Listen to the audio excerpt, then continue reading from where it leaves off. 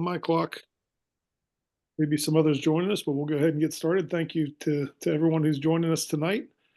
For those who don't know, I'm Christian Fike, serve as the chair for Pennsylvania Forward Party. We have our monthly calls here to try to give an update and share some conversation about what's happening both with the party and just some current political events. And I'll just share here what the agenda for tonight's going to be. We'll take a moment to discuss some of the other pro-democracy movements across the state, and specifically some movement that's taken place in regards to legislation. This would be legislation that we probably want to ask candidates about that would be aligned with Forward Party values. We're going to do a presentation on Project 2025. A lot of people have heard that mentioned, but very few people have taken the time to read this. We don't want to be alarmist, but we also want to be informed. We want to have a chance for question and answer, and really just Jeff's going to present, and this is something that he feels is very important, and I agree with him, and that's why I invited him to share with us here tonight. And hopefully it'll be informative for all. And there will be a chance for you to participate in the conversation as well. There are a couple special elections going on across the state. We're going to do just a brief update on those, make sure that people are aware and the types of actions that we are taking in those regards. And then there's going to be a chance for Q&A. So please, there's maybe some other moments for feedback throughout, but feel free to jot down questions and we'll be sure to take some time to answer anything else that might be pressing on your mind tonight. And then we always try to send you off with a couple action steps, a few things that you might do before joining us again next month. Some of you may have seen this meme or come across this. I know we often all bump into similar things, but in case you haven't, I thought that this was just something that speaks to the moment. Talks about what we can do in times of storms. When fishermen cannot go to sea, they repair nets. When the sea is too rough to sail, the smart ones don't wait. They get to work. They mend their nets, sharpen their tools, and prepare for the moment the storm breaks, because even in stillness, there's progress. It's not about sitting idle. It's about building what's next. I just want to keep that in mind through the conversation tonight as we dig into what we can do about current circumstances. The Pennsylvania Pro-Democracy Collaborative, and just again, a review about what we try to do here. There's a number of different nonprofit organizations across the state that are very like-minded in some of the things that they're looking to accomplish. And we'd like to cross-pollinate, show them support, invite them to understand what we're doing, and make sure they understand that we're looking to get champions in office that can help accomplish the goals that they have. We also want to highlight the work that they're doing. Fair Districts PA had a big press conference a couple weeks ago since our last meeting, announcing Senate Bill 131 and House Bill 31 that would help to confirm the districting process in the state of Pennsylvania. So the most recent time that they drew the lines, they actually had a pretty fair process, but it wasn't written into law. It was adopted just for the one time, and there's still some improvements that can be done on that.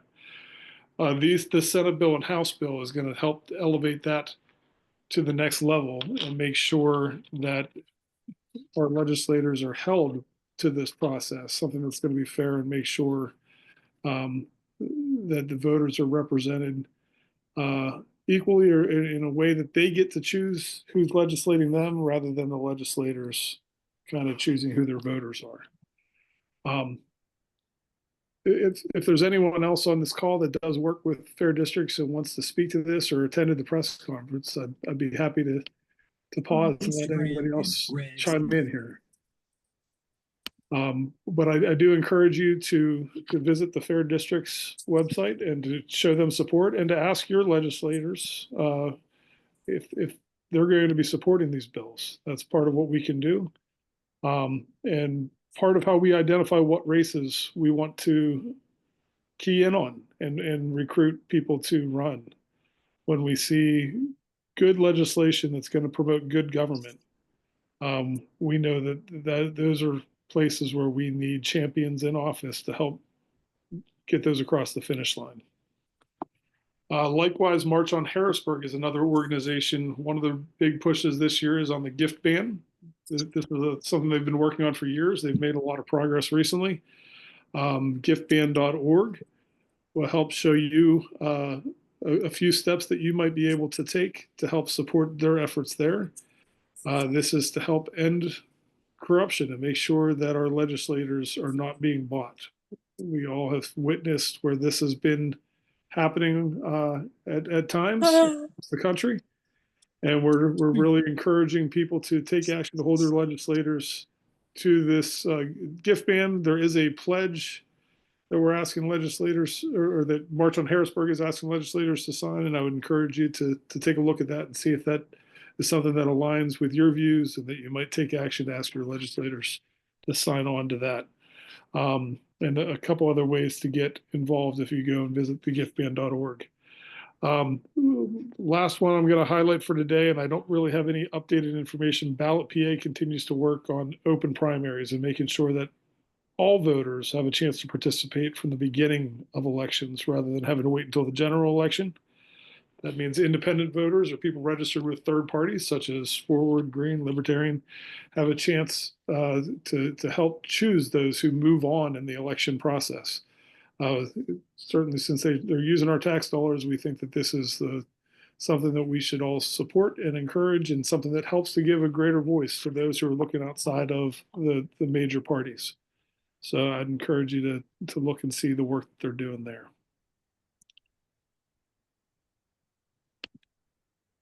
Moving on, we're going to have this discussion now, and I'm inviting Jeff to take over, and I have your slides queued up, Jeff, so I can switch over. You just have to let me know when to move on from one slide to the next. Okay. But thank you very much for highlighting the importance of this issue and being willing to lead this discussion. Okay, so if you can start out with the first slide. All right.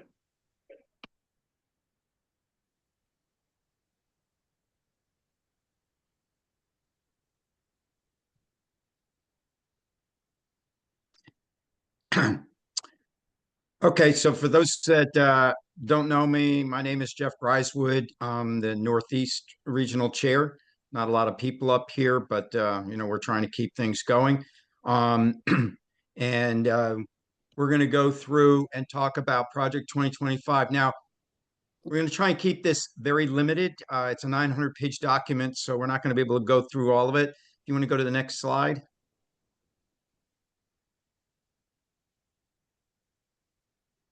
Hold on one second. I'm having trouble with the way that I'm viewing this right now. Are you seeing the content and contradictions? Is that what you're Yes. currently seeing? Yes. So you should be able to go to slide 2. Yeah, let me stop and start all over again. It was still on my screen showing the other slide deck.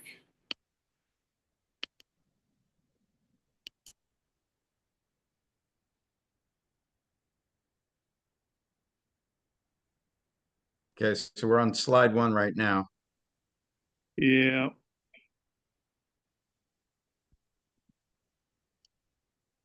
Do you have it open on yours? If I make you available to share, that might make it easier. I can try.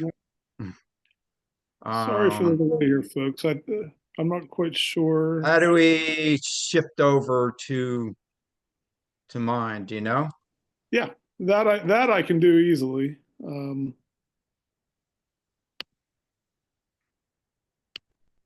There you go. Yeah. Okay. So now can you see the first slide? Now, if you go down to the bottom and hit share. All right. Well, wait. See now, pick your tab. because I've got it on my screen. Okay. Now, can you see the first slide? No, not right now. It's not showing yet. Okay, now I'm getting. Okay, let me try again here. It looks like you're bringing it up now. Okay. All right, so can you see it There now? you go. Yes, we can. Thank you, Jeff. All right. Sorry for the technical difficulties. So what we're going to do, I'm going to go through again. There'll be a lot to cover, way too much for this meeting. I will tell you, I'll make myself available at the end of this meeting, end of the formal meeting, for anybody that wants to talk about it further, have further questions, talk about the implications of Project 2025. We can do that after the formal meeting for those that are interested. But for this one, we're just going to kind of give an indoctrination of it in a relatively short manner. We'll quickly cover the origins and authors, the main areas of focus, and something that's important about Project 2025 is it was written by a lot of different people, so there's contradictions within it, which makes it very difficult to pin down about how bad it really is, because in some places it sounds good, and in some places it doesn't. So in terms of the authors, Project 2025 was written by the Heritage Foundation. Heritage Foundation has been an organization that's been in existence since Ronald Reagan.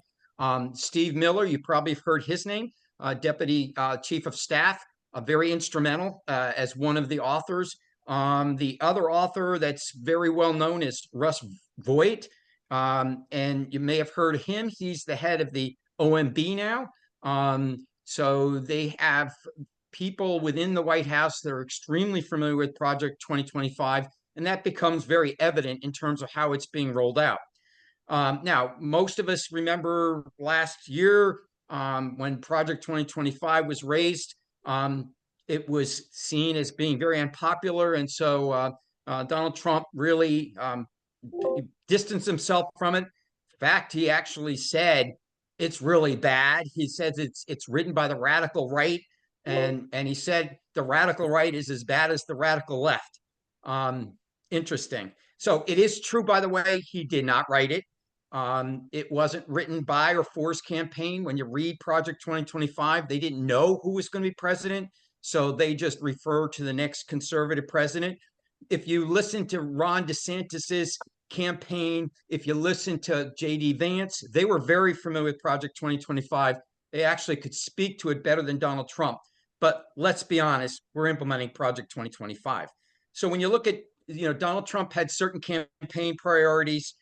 They didn't always specifically align with Project 2025. There was a lot of overlap, though. Obviously, closing the border, deportations, and cost of living and inflation were very critical in Donald Trump's campaign.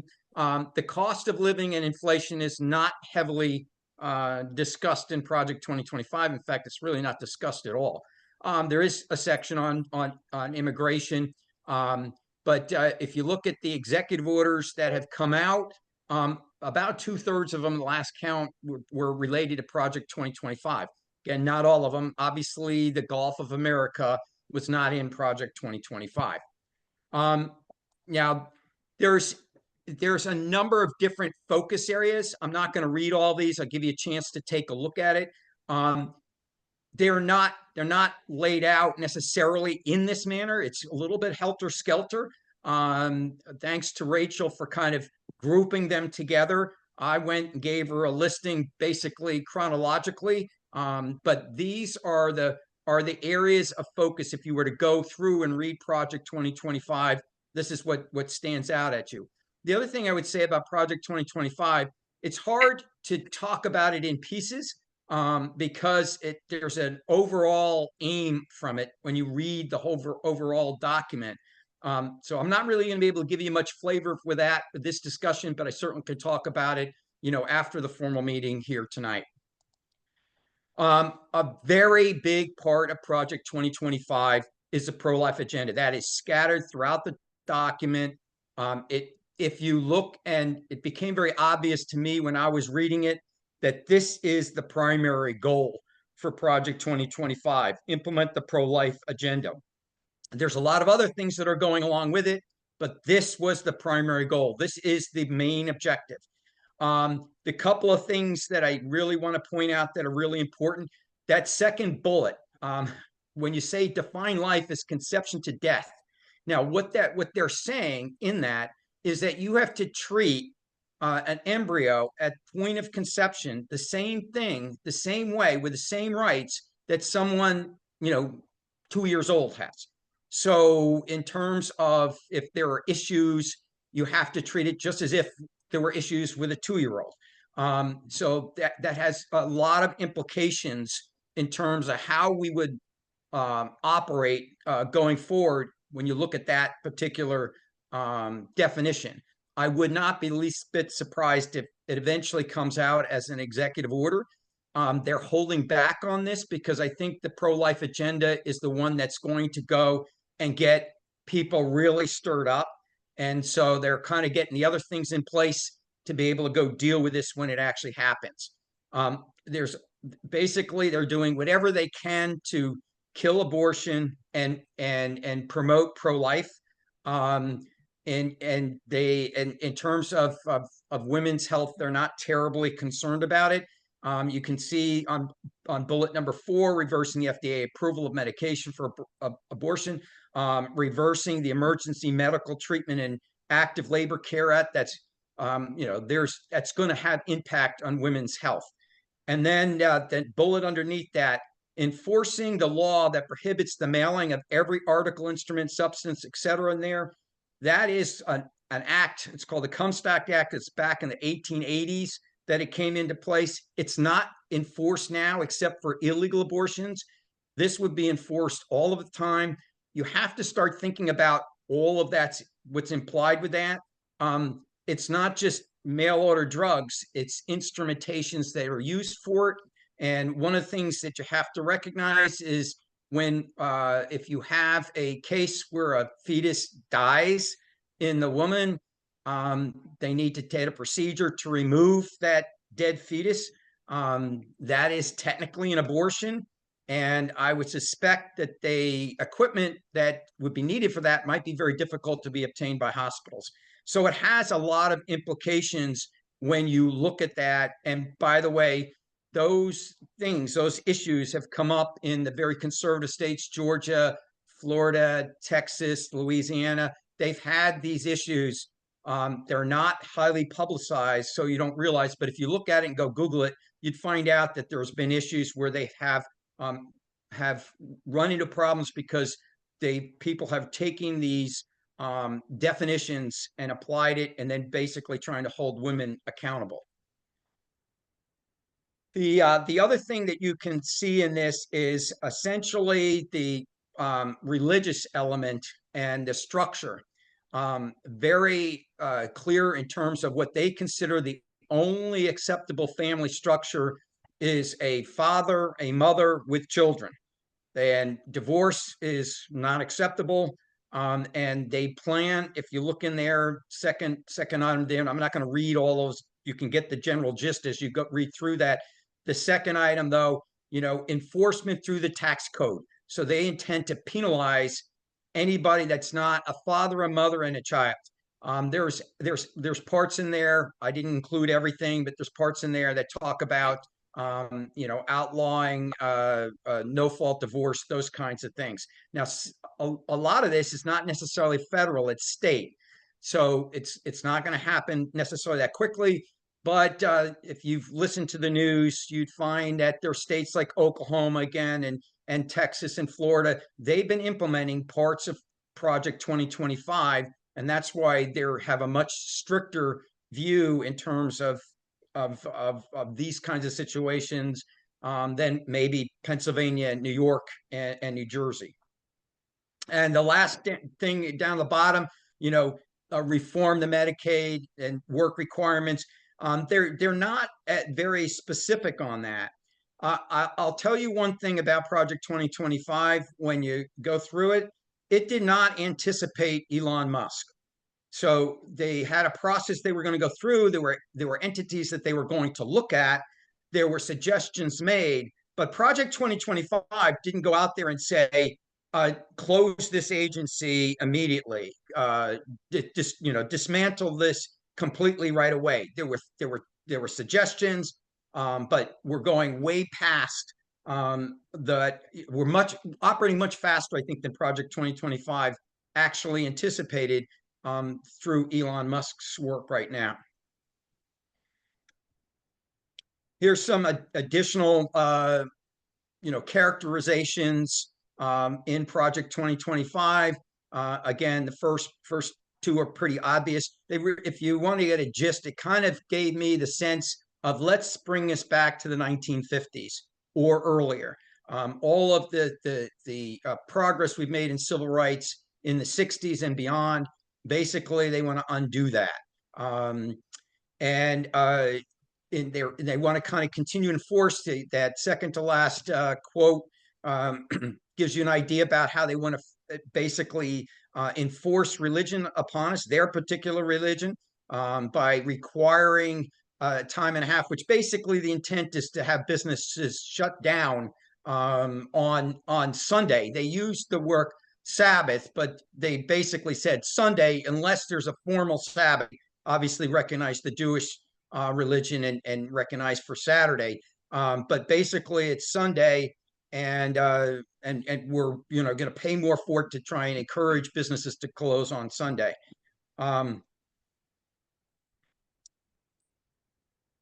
Okay, so the other thing that they do is decreasing the federal government by dismantling it, and some of this is to create a little bit of chaos. Some of it, when you read through it, actually made some sense. Obviously, there's reductions. Frankly, after reading 900 pages, I was surprised at all these different agencies we have. But again, Project 2025 did not anticipate the dismantling at the rate that we're doing it, and not necessarily in the way that we're doing it. But it's just some of the things that are on there.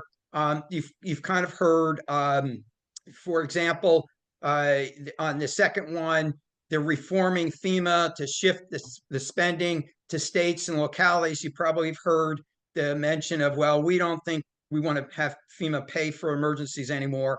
That again, that comes from Project 2025. Privatize the TSA. There are literally pages and pages and pages of reductions. So we're not really going to go on all of it. The USAID, yes, it goes in that. But I will tell you, the Project 2025 was not nearly as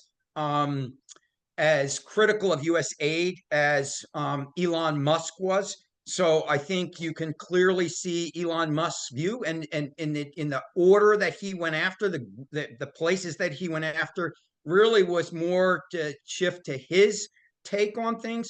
So he's using Project 2025 as kind of a blueprint, but he's definitely inputting his own take on it in terms of what he goes after. Again, some additional things, the dismantling of the FBI, that's a very large part of what they want to do. Now that, again, goes into kind of control. There's a lot of implications of control. They, in numerous times in Project 2025, they talk about workers doing the president's agenda, and that if they're doing anything other than the president's agenda, they don't belong there. Now, a lot of these agencies aren't necessarily political agencies. They're agencies that work for us and aren't really supposed to be political. So not everybody is supposed to be implementing the president's agenda, but Project 2025 wants to basically make that happen. Yes, the Department of Education, there's discussion, and they proposed the elimination of the Department of Education, and they said, but if that doesn't happen, you can do this. So it wasn't necessarily an automatic elimination, but again, as we've been going through, and what we've been seeing is they've taken whatever Project 2025 said, and they kind of go one step further. They've got to talk about the USDA. One thing that's going to be very surprising to workers, farmers, that is they want to get rid of farm subsidies. They want to get rid of paying farmers not to plant. So there's going to be a little bit of surprises in some of the rural communities when they really start implementing some of the parts that are contained in Project 2025.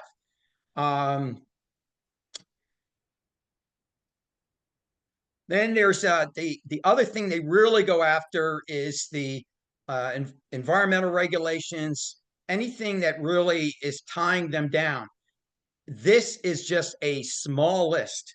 One thing, for example, that's not on there, they want to get rid of the Federal Reserve. They want the banks to regulate interest. Well, you can remember how good the banks took care of us back in 2008.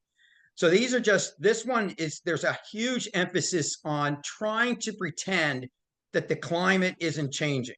Now, you can have all kinds of thoughts about what's the cause of climate change and how to address it. But my degree's in meteorology, so I have a little bit of knowledge in this area, and I will tell you the climate has always been changing. You just think back, there was an ice age, there was an age where we had dinosaurs. If you look back, the temperatures have always been changing. They were warmer back in the 1400s. They got colder towards the 1700s. There is a natural progression of changing temperatures. The fact that we may be changing faster than normal, that's certainly there, and you can debate that one way or another, but it's changing. What they want to try and do with Project 2025 is make you believe it isn't changing, so you don't have to worry about it. So they're basically getting rid of whatever they can that's associated with any kind of climate control. As an example, right there at the bottom, the National Oceanic and Atmospheric Administration. So they want to dismantle that. They didn't say they want to dismantle it because it's costing too much. They specifically say because they don't like the fact that they report out on the fact that the world is getting warmer. That's why they want to get rid of it. Well, inside NOAA is your National Weather Service. Well, your National Weather Service is where you get all of your weather warnings. Now, this is the problem with Project 2025. They don't always have the right facts. This is an area I happen to have particular expertise on. And I know that they think the weather warnings come from private weather services. They don't. The private weather services simply repeat the warnings that the National Weather Service puts out. There's no private service that does warnings on their own. They might do some, hey, watch out for this day or something. But when you have an official tornado warning, you have an official hurricane warning, that is all coming through NOAA, either National Weather Service, National Hurricane Center. So basically, if Elon Musk does what he's been doing with all the other things, which is basically his teenagers just get out there and they just implement what's there, they're going to get rid of all these weather warnings, and they'll realize they made a mistake after we don't have any warnings, and then they'll have to put it back in. Again, some additional things that they're getting rid of, anything in terms of regulations. This is, again, just a small portion of it. There's, if you actually listen to Elon Musk, he wants to get rid of all regulations and then see, well, look at the consequences, which is a little crazy when you think about it. Like, we know why these regulations are in place. Like, we know why we have an EPA. Some of us that are old enough remember Love Canal and know that's why we have an EPA. Then the last area, that's another area that they're going after is really the discrimination. They really want to legalize discrimination, and it's in there. Basically, they've got in there where it's fine to discriminate. They say businesses can discriminate based on any way they want. They take out DEI completely. That's why you've seen all of these things where they're taking down anything associated with DEI in any federal agency. That was basically coming right out of Project 2025. Again, that's that religion coming in play, their view of religion and how they view people. And it's extremely discriminating. And again, if you actually read all the pages, it really kind of makes you feel sick that we're going back to that kind of a society. Again, I'll let you read through these, just a little bit of the types of things that they're going after. They're really very hypocritical. All the things that they were saying they didn't like before, now they're basically swinging the 180 degrees the other direction and inflicting on all of us. Border and immigration, not any surprise there. We know that was a big issue for Donald Trump, and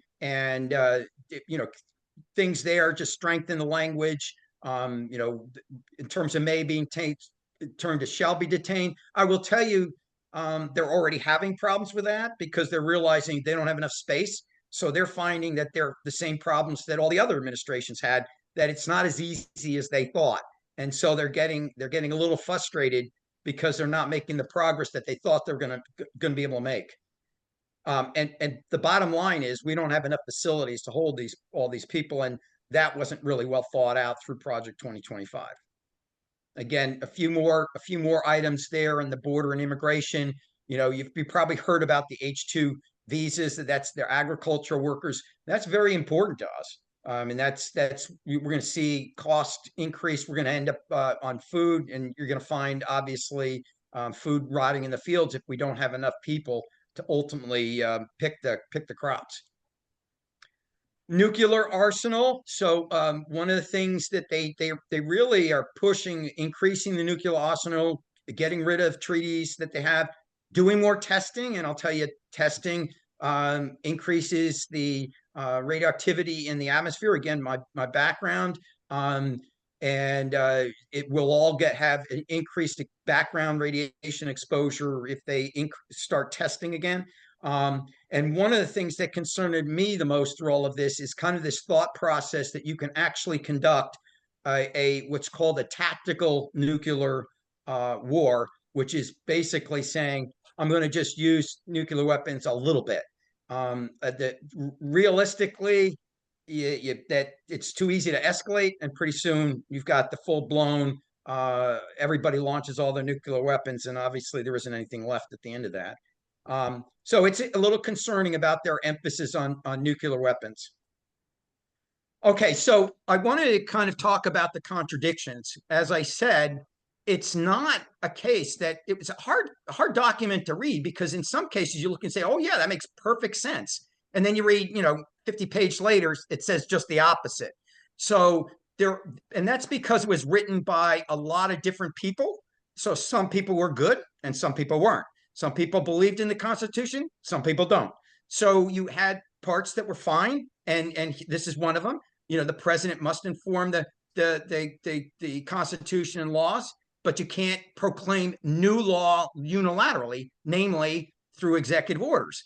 Laws got to be made, through the Republic, not executive orders. Stopping the executive overreach. Congress should set policy, not presidents. Isn't that interesting? Because that's not what we're hearing from Republicans right now. It's the opposite. They're basically saying that that the president determines all that. So they're not all consistent with the sections of Project 2025. But then I bring you to this, and this is probably the most alarming statement that, for me personally, the most alarming statement, where they basically say, we in the executive branch will determine what's constitutional and what's not. And we don't feel the necessity to necessarily listen to either Congress or the Supreme Court. You can see that when it says the obligation of the executive branch is to, use its independent authorities to restrain the excesses of both the legislative and judicial branches. So they've kind of missed the boat in terms of the Constitution, because the executive branch is there to implement the laws that are developed by Congress, and of course the judicial branch is the ones that determine the constitutionality of those laws. There's also the thing which, this isn't really terribly surprising, some conflicts in terms of the TikTok and stuff that's different in Project 2025 versus what's going on right now. That's because, really, I think they're playing to the current politics. And so there's that's an area that's a little bit different in Project 2025 than what's being implemented. I just want to finish a little bit with taxes and tariffs.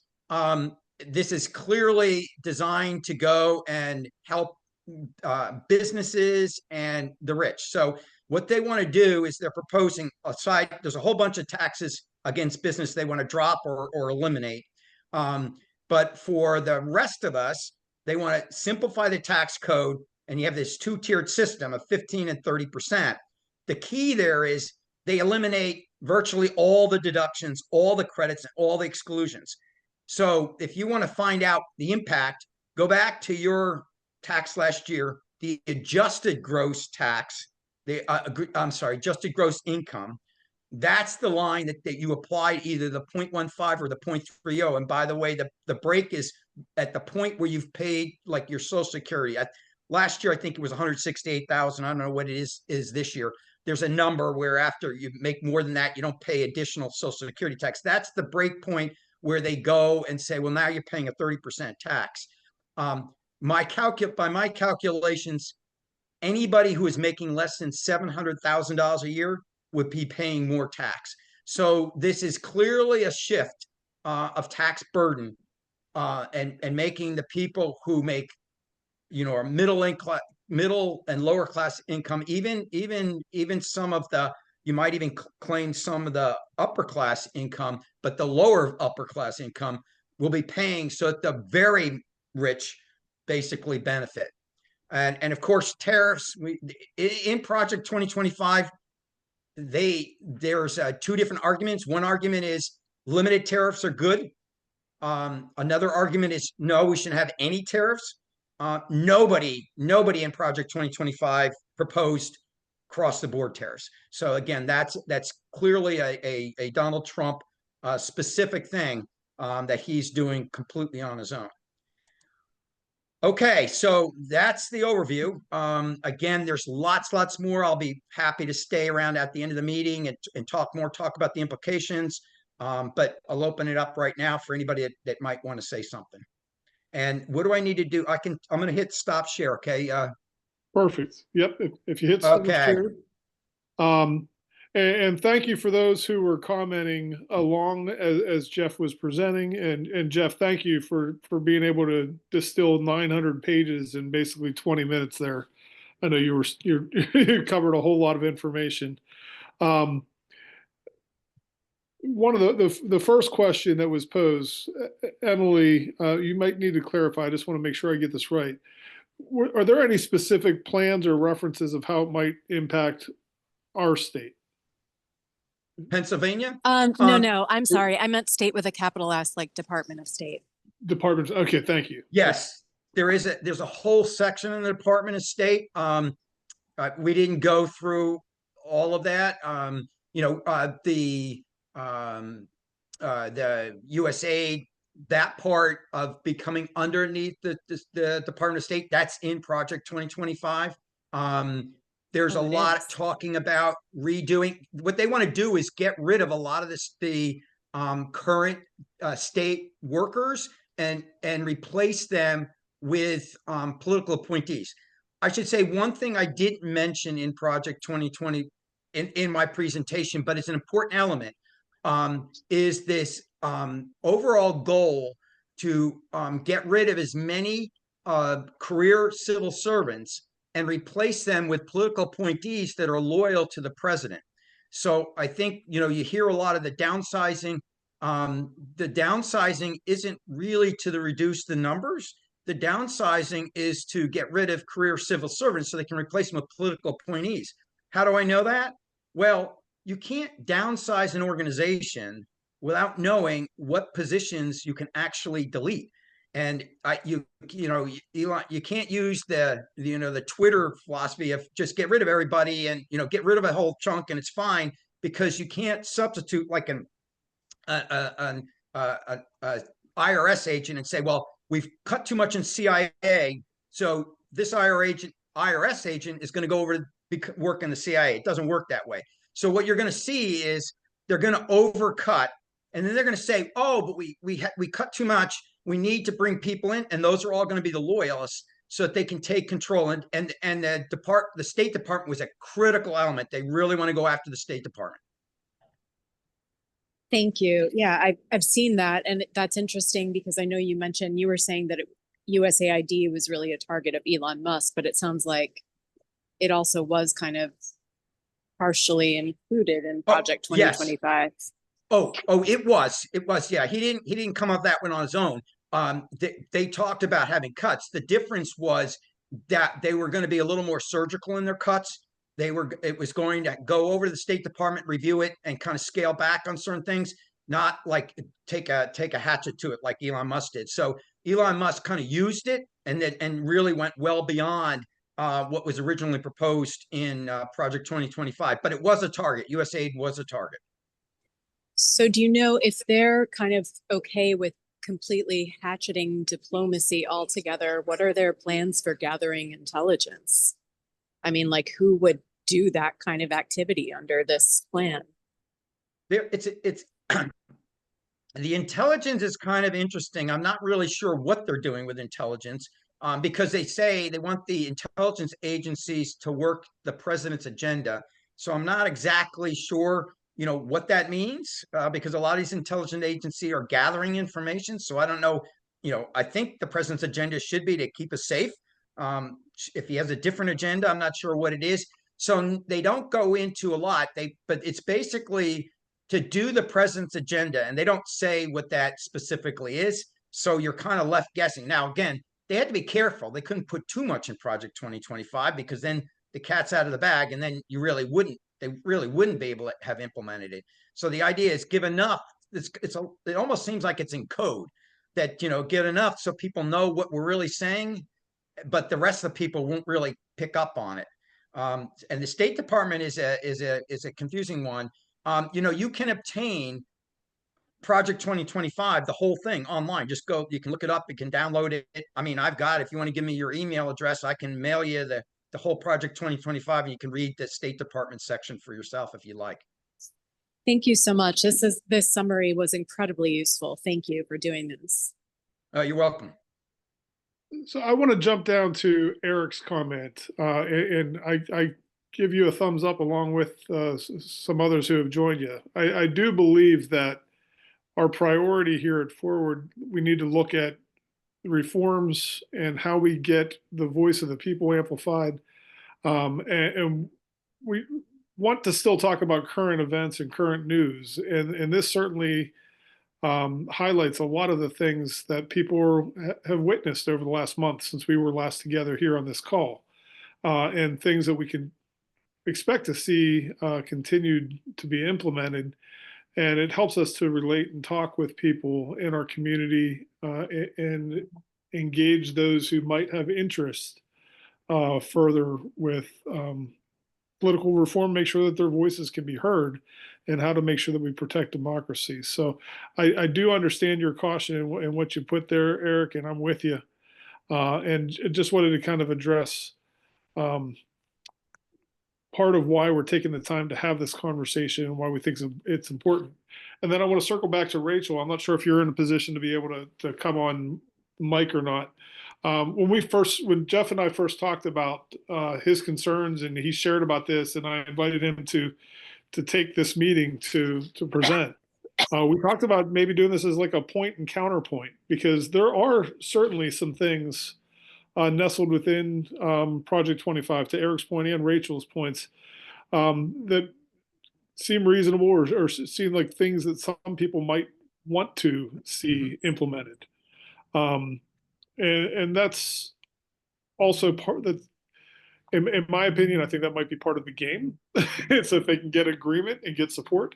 But it's also worth delving into and looking and seeing, how do we put the right checks and balances, or maintain the right checks and balances that we've always expected from our government, even if they're taking actions that we like, and is this current path honoring that?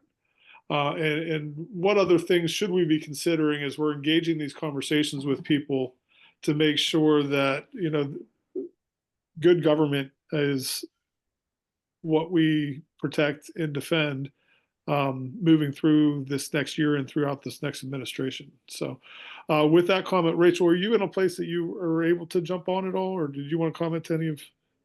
No, I threw some stuff in the chat. Sorry not to be on camera tonight. I've got a cranky toddler.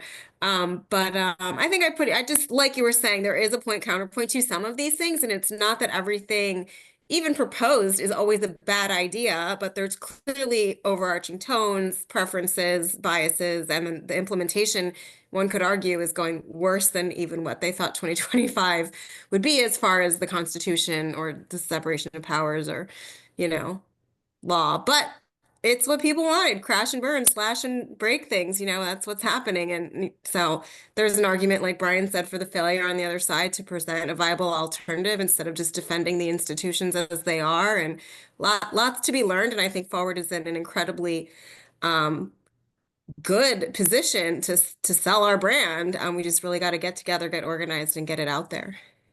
Great. Yep. Thank you. Yeah, I mean, when I looked at it, I actually looked at saying, well, if the Democrats would have won in November, I would have thought it would have been a good document for them to take a look at and say, hey, there's some good nuggets in here that we really should consider. And right now, I think the biggest issue isn't we all want to get rid of waste and fraud. Let's be honest with that. That's a good thing to do. It's not necessarily the what's being done. It's the how it's being done. It's being done essentially bypassing Congress. So what seems to be happening is the congressmen don't want to take responsibility because no matter what they do, it's going to be unpopular with somebody. And so they'd rather go and be able to blame somebody else as opposed to taking the responsibility. But of course, once you do that, now the Congress is our voice. So they're the ones we're supposed to be able to go to say, hey, we don't agree with that. And by them saying, well, we're giving it to somebody else, we're losing our voice. And that's what's most alarming. We're not going to have a voice if we don't, get our congressmen eventually to step up to the plate and say, no, we're the ones that are supposed to make the decision. Send us a report. Tell us all the things that we should get rid of or do. We will look at it. We'll debate it. We'll talk to our constituents, and then we'll propose legislation. And frankly, the Republicans control both houses in the presidency. They could pass a lot of stuff that they want to do, but they don't want to do it that way because they're going to get exposed. And then you're going to find out what's really happening.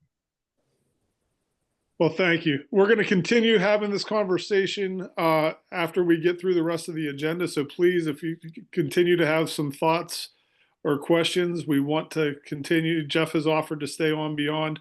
There were a couple other things that we just wanted to cover from the agenda before circling back to this, if we can.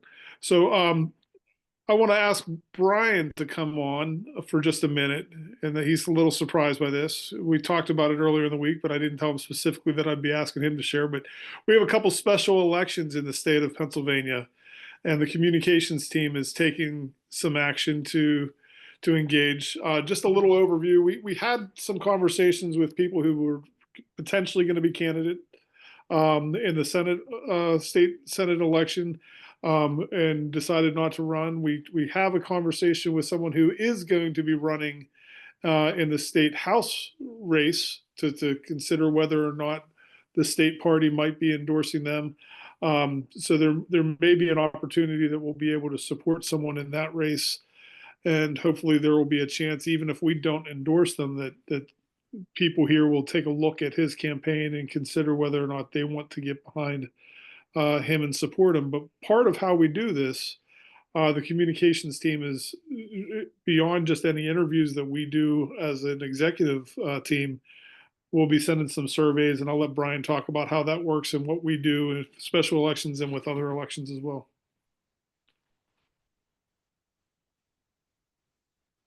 Yeah, thank you. So I don't know how many of you are aware, but there's going to be 2 special elections next month in Pennsylvania. These happen every year, just the way Pennsylvania's state elections work. There's always someone that runs for a higher office, and so if they win the Senate, then they're vacating their House seat, and then that House seat is up for a special election. Like these things happen all the time. So this year there's 2. There's a state Senate seat in the Harrisburg, Lancaster area. There's a state House seat in eastern Pittsburgh, southeastern Pittsburgh. So both these races have candidates in them. Unfortunately, because of the way that our status in the state doesn't allow us to actually run a forward party candidate for these seats. Not unless maybe there's a way, but it would be a tremendous lift to get the signatures required to get a candidate on the ballot. So we're left in the situation where we can't run a candidate. There are candidates running. We could endorse if that's something that we wanted to do, a candidate of a separate race. But we really need people in those areas to help us reach out to these candidates and try and evaluate them. They're campaigning right now, so if you live in either of those areas, please get involved. If you reach out to someone running for this race in your area, that's going to go a long way to getting an answer out of them. And basically, we want to ask them how they feel about the issues that are important to us. That's election reform, right? Ranked choice voting, open primaries, gerrymandering. We want to know about, how they feel about letting more people get on the ballot access reforms. Then just other things that apply to you. We want to know as much about these candidates as possible so that we can share, we can send targeted emails to people in those areas and inform them about how, what we're hearing about these candidates. And I'd like to send a questionnaire to them and ask them to fill these things out. So really, we're just looking for as many ways as possible to interact with these candidates and have an impact on these special elections, because the margins in both the state house and state senate are wire thin. And if we can have a helping hand to get someone elected or prevent someone that would be bad for us from getting elected, it would really be helpful. And this is a way that we could show some force. So if you'd like to be involved with any of this, Ben runs the candidate committee, and they're meeting regularly. You can just reply to the email that all your blast emails come from, PennsylvaniaForwardParty.com, and let's get you involved. Great. Thank you, Brian. One of the things, before we circle back to Q&A, and we're going to do that, at the end of the last few meetings, we've been taking a minute for some action steps and challenging people to attend some local council meetings or attend some of these other pro-democracy groups across the state, meet new friends, engage in conversation about forward, help share a story of why you're hopeful even with the new administration about the direction things might be heading politically, and try to have a hopeful conversation about politics. Wanted to open the floor if anybody has any stories to share of their experiences of getting involved in their community or having any of these conversations. Did anyone have a story to share?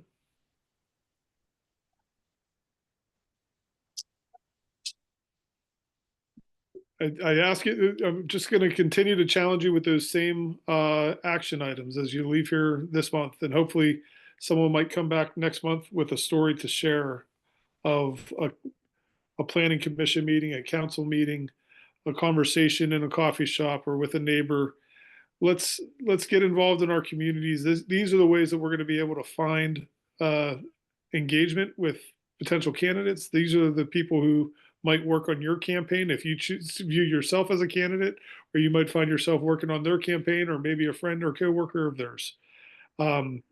We want to really encourage that the conversations go beyond this screen and beyond our close circle of friends, but that we can really expand our impact in our circles so that we can grow the impact that we can have on the state. Hey, Christian, Yes. I'll jump in because Great. everybody needs a little hope. I was thinking the whole time and I couldn't come up with anything, but then it occurred to me I did come up with there have been a few conversations that I've had since the election with folks, and I'll say there's definitely a few folks that I've talked to, and we've talked about the current situation, and you kind of always know you're finding the right kind of person when they say things like, yeah, I'm not against the cutting and I'm not against getting rid of waste, and Like, you know, I think there's some good things in here, but my goodness, you know, this is a, you know, this is kind of a disaster of, you know, getting rid of, uh, we didn't talk about this in particular, but you know, the people watching the nuclear arsenal, right, had to get rehired back, whatever actually happened there. I didn't delve enough to vet the facts of that story, but you know, it definitely seems like there's folks, and you know, two different individuals kind of said to me, hey, I really like the fulcrum strategy that the forward party's doing. Like they'll because to say it, I guess to wrap up what I've probably engaged in two or three times is I feel like I want to do something about it. I think the Dems are a dead brand. Like we just think they're, you know, they're on life support, and I don't trust that they're going to be able to do anything. Wow, that's a neat strategy that might be able to actually work. And they actually get excited because it almost feels like you could reach out and touch it. Like it's not here, it's not, we're not there today, but it's like I know that path ain't going to work. I don't like what's going on over here. I know they're not going to be able to do anything. So you just gave me an alternative path that that's kind of interesting. And how do I help? Great. Awesome, Ben. Thank you for chiming in and sharing that story. And hopefully we'll have more stories to share next week. And hopefully many of you are encouraged to hear the conversations that Ben's having. And maybe that resonates. Maybe you realize you've been having some of those same conversations. That's great. All right, we are going to open it up for general Q&A. So if there's any issues that you had hoped to hear about tonight, or if there's something that you would like to address as far as the general status of the Forward Party, and then with this, you know, Jeff is willing to stay on, and we're going to continue some conversation about Project 2025 as well. I'm just going to ask for those questions. If you wait just, you know, maybe 2 or 3 minutes, we'll see if there's some general questions before we dive back into that conversation, because I think that that's going to start to take over the conversation once we get back into that. Were there any general questions or something that somebody showed up tonight hoping to hear about or learn about? Well, Yes, Jack. yeah, it's not so much that I was hoping to hear about. Well, I guess I am hoping to hear about it because I'm bringing it up.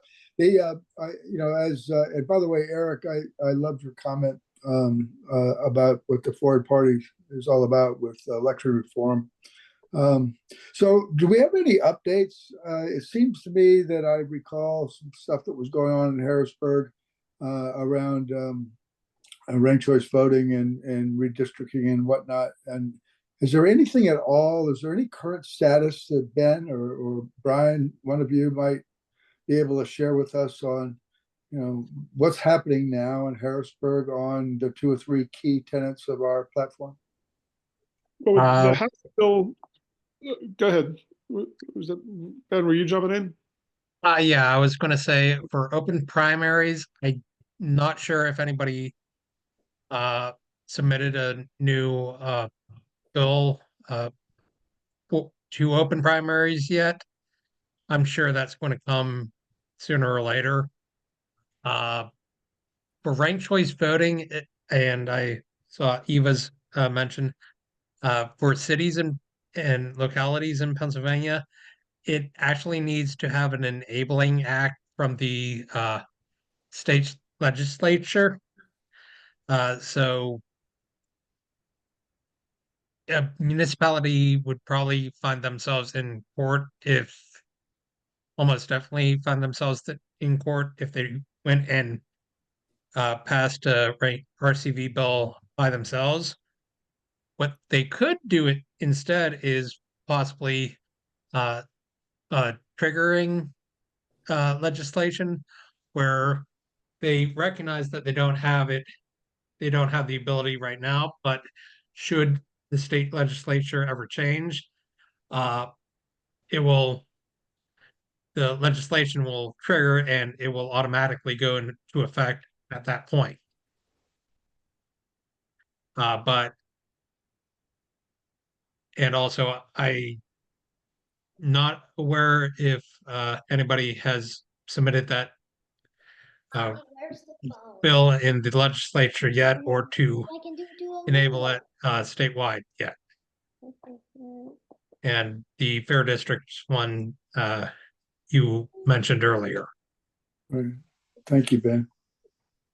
Yeah, so in addition to that, there is the Let American Vote Act, which Fitzpatrick was actually a co-sponsor of, or I think the primary sponsor, which is very robust. There's many different parts to it, but it also would include an open primary component. So it's something worth investigating, and everyone should take a look and see if it's something that they would personally support, because I think there are some things that most of it looks really good. There may be some things that not everyone on this call would agree about. But so that would be a federal bill. And I think that overall it looks good and probably a step in the right direction. As far as within the state, the bill hasn't been proposed for this year. There is some things being worked on that's supposed to be presented soon, from my understanding, unless it's been done this week, and I hadn't heard, or this past week. But there is still a pending lawsuit. They have not dismissed the opportunity of suing on behalf of independent voters for open primaries, for access to be able to vote and impact the voting laws that way. I haven't heard the next steps, but there had been a call for people who wanted to be part of that as a plaintiff. They wanted plaintiffs from each of the counties, and they were preparing to put that suit forward. So that's one of the ways that action is being taken right here in the state of Pennsylvania on that direction as well. So something to keep an eye out for. Thank you. Did you also see Eric shared a website in the chat where you can register to get bill updates, which I copied and pasted to my notes because that was a new resource that I hadn't seen. Cool. For anybody else who didn't see that earlier, maybe somebody can copy it down to the bottom of the chat so it's easier to find, because there's a lot of conversation going on. But thank you for sharing that, Eric. That's a cool resource to have. All right. Any? I don't see any hands up. Even so, whether someone wants to ask Jeff additional questions about Project 25, or we're just fair game at this point. Anybody have any additional questions? Jack. So this is to Jeff. Great job, buddy. I thought that was just concise and just a great job. And you got me thinking about some things that I hadn't thought about before also on Project 2025. I'd like to remind everybody, and what made me think of it was Eric's comment. So a lot of times in the last couple of years, I've been pushing the forward agenda in conversation, and people go, well, it's a really good idea and all that, but it's like it's not time yet. We have to wait. And I'm reminded that anytime we make a change, there's winners and losers, and the losers are not happy about giving up power. And as we look at the Project 2025 and some of the things that might not be so bad, it's the same thing I'm reminded when we hear anecdotes out of Congress where the Republicans would come up with a really good idea, but it's their idea, and so that means we have to be against it. Or the Democrats come up with a really good idea, and the Republicans say, well, you can't support that. That's the other team. And ranked choice voting and open primaries, it's freaking scary if you're a Democrat or Republican in the state of Pennsylvania, because they have spent the last 100-odd years building up their power base, and we're trying to dismantle it, right? So there's a little bit of us against the Goliaths, as well as what we're seeing on the other side. And we need to be receptive to that too, I think. So I'm going to go back and take a look. I did download Project 2025 last summer, and I did not go through all 900 pages of it.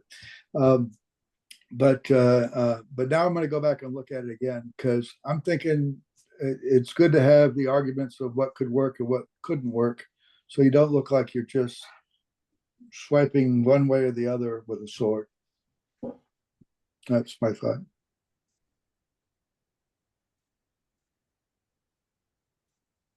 Spencer, was that a hand? Yep. Yeah. I had a quick question. I was just curious if you saw anything in Project 2025 that related to like campaign finance or anything that could impact third parties, or if they're trying to, change any of the regulations with Yeah. respect to how it's Yeah, there's a whole section on campaign finance. Essentially, what they want to do is eliminate all the rules. So, I mean, I'm making that's a very simplistic view, but there are specific things to dismantle, and they want to give a lot more flexibility so that they can get more donations. They want to reduce the independence of the campaign finance. So basically, there are things in there to help essentially promote the two current parties and keep a third party out. And honestly, I'm not sure that maybe they think they're going to be able to get it all in one party, because I think part of what's in there was to try, have the president have more influence over who runs the campaign, that particular section. So there's a lot in there in terms of the Federal Election Commission and all that kind of stuff. Yeah, there's a whole section on that. All right. Gotta work overtime. Sounds Yeah, I have a question. This one's been rattling around for a little while. If Project 2025 goes the way the founders of it, want it to go, you give the executive branch an awful lot of power, subject to the parts where you said it's incongruent with, thou shalt follow the Constitution strictly. Is there any homage given to you give all that authority to the executive branch, and then what happens if the party you don't like wins?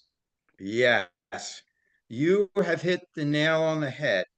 So, the implications, and this is the scary part, that you have to look and say, could this happen? I don't know exactly how it could happen, but clearly, when you look at it, they must think, and in fact, they did in their CPAC conferences. Steve Bannon came out and said, if we win in November, this was last February, if we win in November, we're going to be able to rule for the next 50 years. Now, I don't know how Project 2025 lays out how you can do it by giving all that power to the executive branch.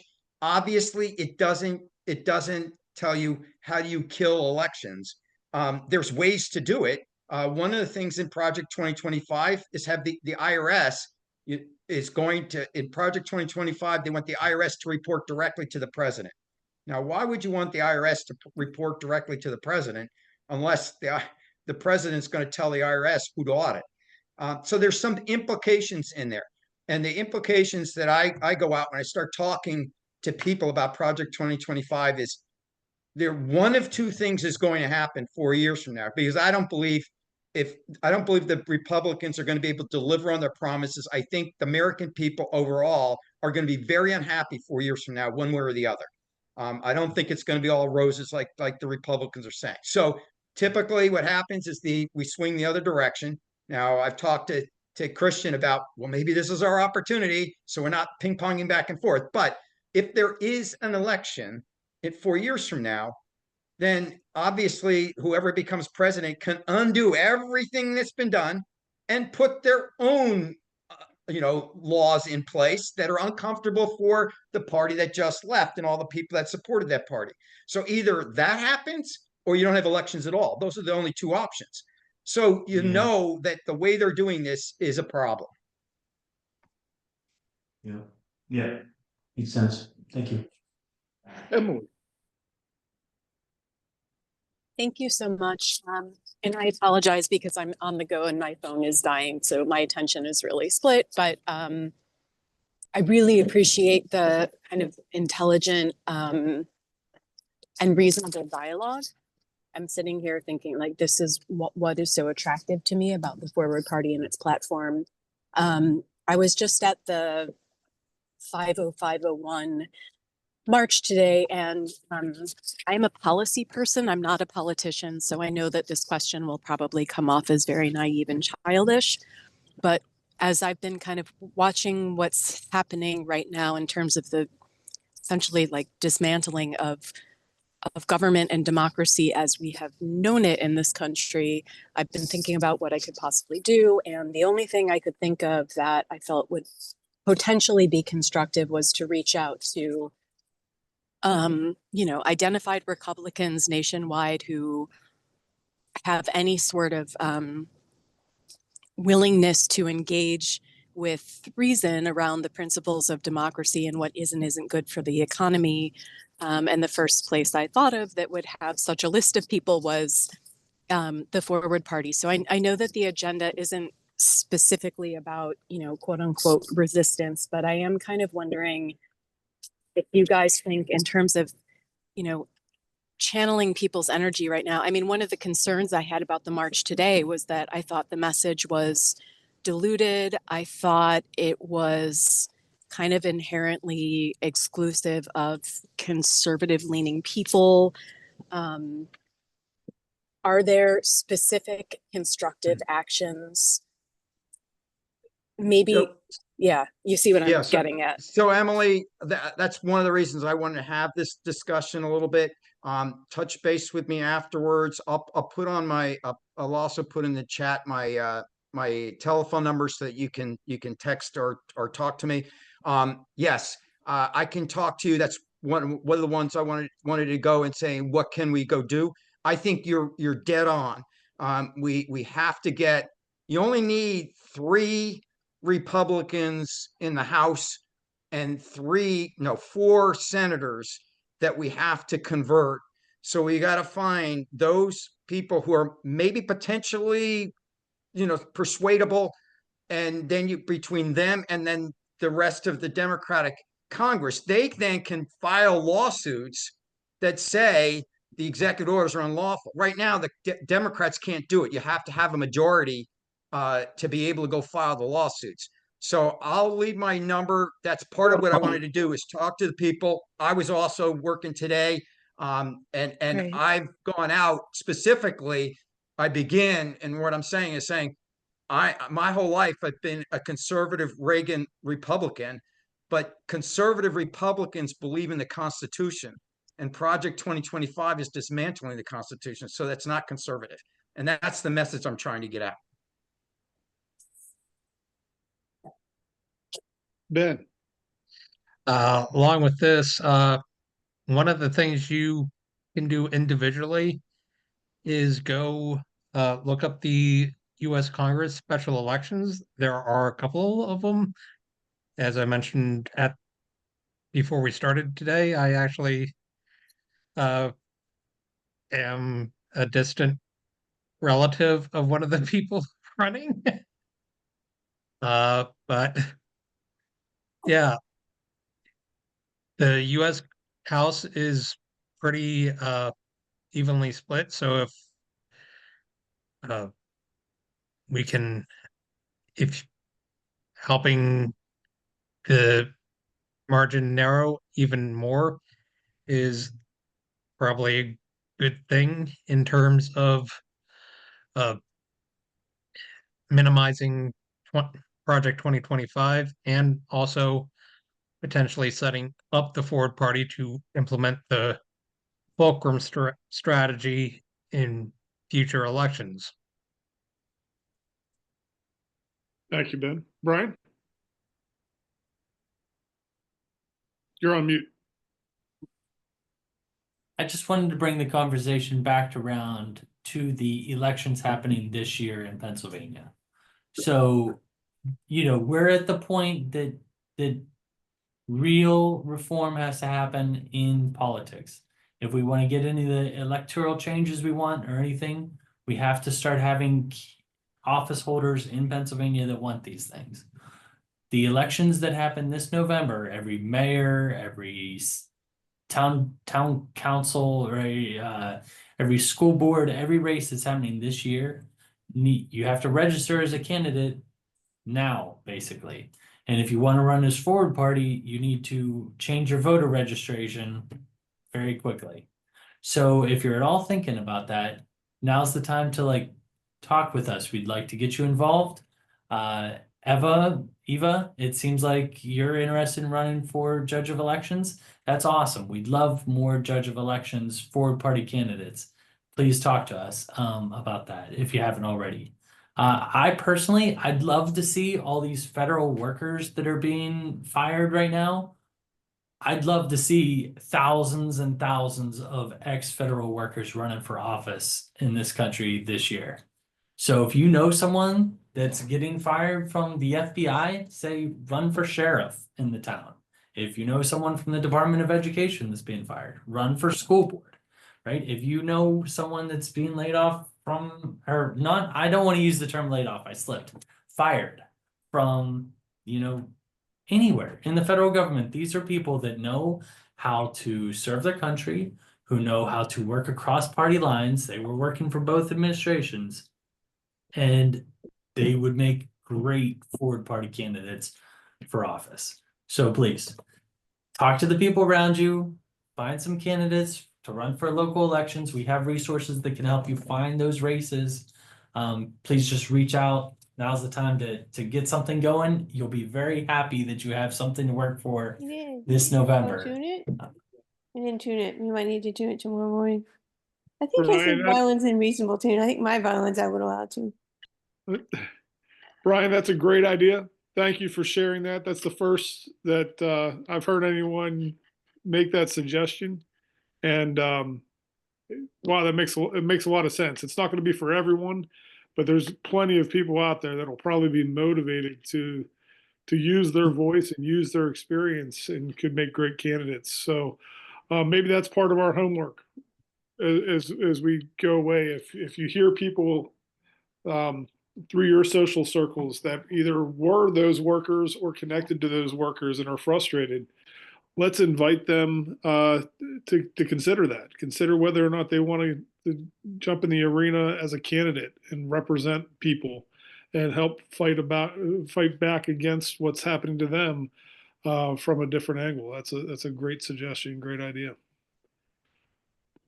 All right. Well, thank you all for being here tonight. Thank you very much to Jeff for bringing this topic up and preparing to present and distilling 900 pages so well.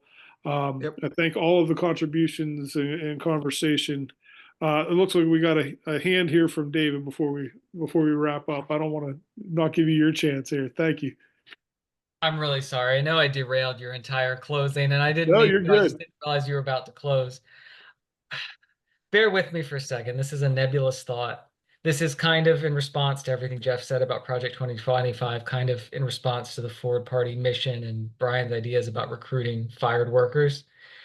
I think we're in a really interesting place because, as I understand it, the Forward Party grew out of the idea that the system wasn't providing people with good choices in 2020 and 2016. And a big part of that was Donald Trump being the Republican candidate twice in a row. And I consider it a little bit of a loss for us that a lot of that frustration ended up channeling right back into Donald Trump being elected again, because it seems like a lot of the people who are frustrated with the dysfunction of the system, rather than pouring that frustration into something like the Forward Party that wants the system to be better and functional, just want to either burn it down or hack it in a really viscerally satisfying way that may not be good for the stability of our country long term. And I see that as a really big challenge for us. I don't have necessarily a solution to that. I just thought it might be worth marking for context. And then with what Brian was saying about recruiting all of those fired federal workers, another arena that I thought of is possibly trying to recruit some of the disaffected Republicans who feel like they've been left behind by their own party, because as the Forward Party has gotten a little bit more vocal on social media and such, voicing opposition to some of the governmental excesses in this new Trump administration, I see in the comments that people are starting to perceive the Forward Party as anti-Republican. And that's a little bit tricky as well. So it could be an important thing for us to find allies who are Republicans or very recently former Republicans, so that there are credible voices emphasizing that we are not against conservatism in general or Republicans in general. We are opposed to people of any political persuasion who are trying to do things the wrong way. And that raises the very difficult question of how do you judge what the wrong way is and who is the arbiter of that when there are so many people happy with what the Trump administration is doing right now. I don't have good answers to those things, but I hope someone found it helpful for me to frame the problem in that way. Yeah, Thank and I would also want to highlight that there are several forward Republicans in the state of Pennsylvania, like Seth Bluestein in Philadelphia, Stephen Zappala in Allegheny County, and also Representative Valerie Gatos. We have endorsed, and they are sitting elected people elected to office who have joined the Ford cause as a Ford Republican. We have Ford Democrats as well, but just to remind people, we do have Ford Republicans here in Pennsylvania. And I'm kind of happy that we might be the state with the most ones in the country. I am happy for that. My one worry is that I know they're constrained because they can't right now voice strong opposition to things that the Republican presidential leadership is doing because it would be political suicide. So I still think it may be valuable to have some disaffected Republicans, ones who have been, who have left the party recently or who have lost their elections due to the shift of the party towards MAGA, people who are able to speak out more openly against abuses of government in a way that helps us deflect accusations that we are partisan in an anti-Republican way. Thank you. Jeff? Yeah, so I just want to, first off, Dave, I totally agree with you. I think there's going to be a real opportunity. If we're ever able to get some Republicans to stand up and have a conscience, they're going to get kicked out of their party. So there are going to be, I think there's a high degree of likelihood that there's going to be this group of people that now finds themselves homeless. And so our opportunity to try and build really is going to come much more from the Republican side. Although I do think there's some people out there that have been more traditional Democrats that are not happy with the Democratic leadership right now. So there's really opportunity both ways, but I would agree with you. We need to I think we should emphasize a little more on the Republican side right now. One, because of opportunity, and two, like you said, so we don't get perceived as being just another essentially Democrat party. I also just wanted to finish again for anybody that's there.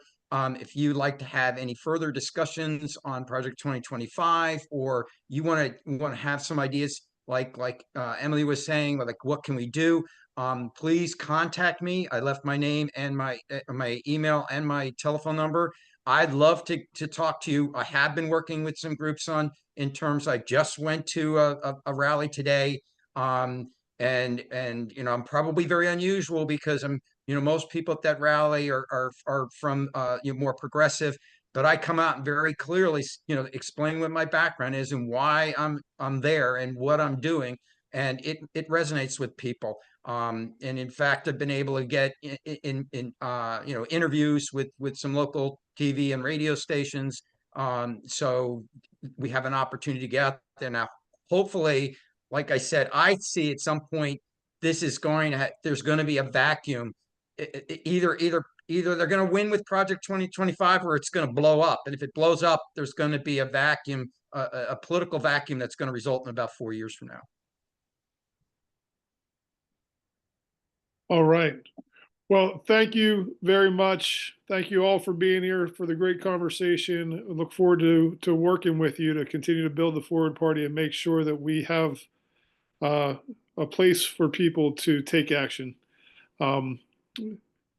Regardless of what their background was politically, what party they may have been associated with in the past, or even where they are now, we can build a coalition and focus on the types of reforms that empower the voices of the people and truly support democracy. So All right. Thank you all. Have a great night. Thanks for taking my question, Christian. Absolutely. Thank you.